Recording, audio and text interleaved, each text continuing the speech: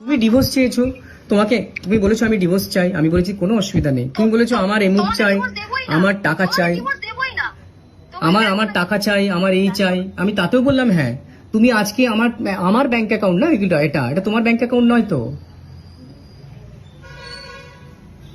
লাইনই কেটে দিল।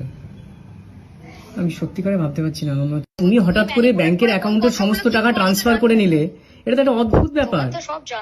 সব জানা আমার। তুমি ম্যানিপুলেট করে কি কথা কেমন করে বলতে পারো খুব ভালো জানো। না না না, আমি বলছি দেখো, তুমি যে কোনো একটা না রাস্তা, মানুষের একটা পথ থাকে যে আমি ডিভোর্স করব। না না, আমি সেটা বলছি না, আমি বলছি যে মানুষের যখন ইনডিফারেন্সেস হয়। না না, আমি বলছি মানুষের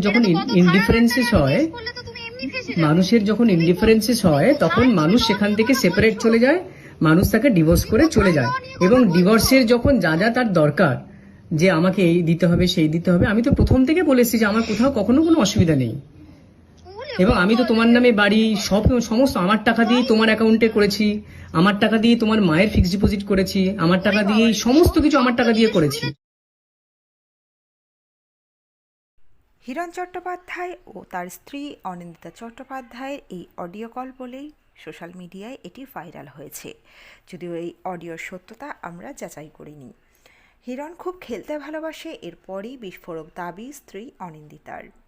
বারাণসী গঙ্গার ঘাটে দ্বিতীয়বার বিয়ে করে তুমুল বিতর্কে জড়িয়েছেন বিজেপি বিধায়ক ও অভিনেতা হিরণ চট্টোপাধ্যায়। অভিযোগ, প্রথম স্ত্রী অনিন্দিতাকে ডিভোর্স না দিয়েই তিনি ঋতিকা গিরির সঙ্গে বৈবাহিক সম্পর্কে আবদ্ধ হন।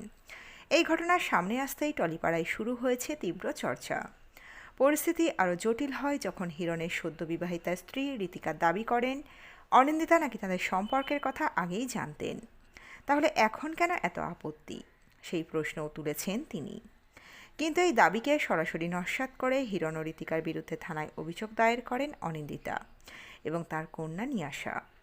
থানায় অভিযোগ জানিয়ে বেরোনোর পর হিরণের ১৯ বছরের মেয়ে নিয়াশার বক্তব্য কার্যত সকলকে আবেগে ভাসিয়ে দেয়। বাবার সঙ্গে তার সম্পর্ক দীর্ঘদিন ধরেই খুব একটা ভালো ছিল না, তবু হঠাৎ করে বাবা দ্বিতীয় বিয়ের খবর জানতে পেরে মানসিকভাবে সম্পূর্ণ ভেঙে পড়ার কথাও জানান তিনি। এখানেই শেষ না, অনিন্দিতা সাম্প্রতিক সাক্ষাৎকারে জানান যে তার মেয়েকে হিরণ মাঝে মধ্যেই ফোন করে বলতেন তিনি ভালো নেই। নিয়াশা জানান তিনি সোশ্যাল মিডিয়ার মাধ্যমেই বাবার বিয়ের খবর জানতে পারেন। তার কথায়, মা আমাকে ফোন করে বলেছিল একটা কিছু পাঠিয়েছি, খুলে দেখ। ফোন খুলতেই বাবার বিয়ের ছবি চোখের সামনে ভেসে ওঠে। মা কাঁদছিল। তখন কোনো মেয়ে কি বলবে? সে আরও বলে, আমি আমার বন্ধুদের বাবাদের দেখি আর নিজের বাবাকেও দেখি, এই পার্থক্যটাই আমাকে সবচেয়ে বেশি কষ্ট দেয়। এদিকে অনিন্দিতা তার সাম্প্রতিক সাক্ষাৎকার জানান হিরণ মেয়েকে মা বলেই সম্বোধন করতেন।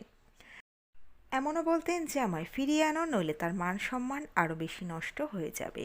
হিরণ পত্নীর কথায় আমরা কিন্তু ওকে ফিরিয়ে নিয়ে এসেছিলাম। আর বানাতে যেখানে আমরা থাকি সেখানেও ৪-৫ মাস ছিল আমাদের সঙ্গে, একসঙ্গে ছিলাম আমরা। এরপর জানতে পারি এত অপমান এত লজ্জার পরেও ও নাকি মেয়েটার সঙ্গে আবার কথা বলে। আমি তো অবাক যে এমনও হতে পারে। এটা কি খেলা চলছে, ইয়ার্কি নাকি? আমার মনে হয় হিরণ খেলতে খুব ভালোবাসে, সবার ইমোশন নিয়ে খেলতে ভালোবাসে। এরপরই ফাঁস হয় এই অডিও, যেখানে পরিষ্কার বলতে শোনা যায় হিরণ চট্টোপাধ্যায় ডিভোর্স দিতে পুরোপুরি রাজি, কিন্তু তার স্ত্রী তাকে ইচ্ছা করেই বারবার বলছেন যে সে তাকে ডিভোর্স দেবে না। এদিকে বিভিন্ন সাক্ষাৎকারে সে সম্পূর্ণ বলছে উল্টো কথা। বন্ধুরা, আপনাদের মতামত রাখবেন কমেন্ট বক্সে। এই আপডেটে ছিল এতটুকুই, দ্রুত ফিরে আসবো এরকমই নতুন কোনো আপডেট নিয়ে। অজানা গল্প চ্যানেলের সঙ্গে থাকার জন্য সকল দর্শক বন্ধুকে অসংখ্য ধন্যবাদ। দেখতে থাকুন, চোখ রাখুন আমাদের অজানা গল্প চ্যানেলে।